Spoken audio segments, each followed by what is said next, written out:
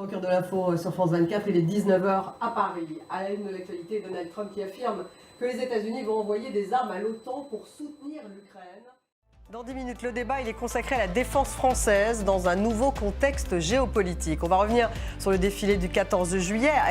Était-il différent des précédents dans ce nouveau contexte? Quels sont les grands défis pour l'armée française et comment financer l'effort militaire? Ça sera dans une dizaine de minutes le débat.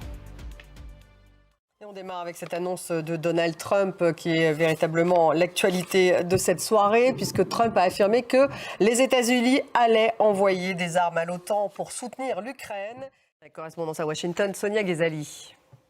Donald Trump a également menacé la Russie et les alliés de la Russie de droits de douane très sévères si aucun accord sur l'Ukraine n'est trouvé. Il donne 50 jours à Vladimir Poutine pour trouver un accord. On écoute le président américain.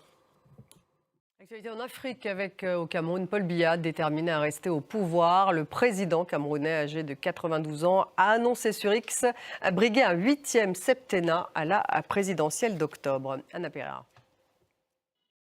Dépenses militaires, alors que le déficit budgétaire est déjà très important. François Bayrou va dévoiler demain son plan de redressement des finances publiques. Le Premier ministre français souhaite faire 40 milliards d'euros d'économies. Plusieurs pistes sont possibles.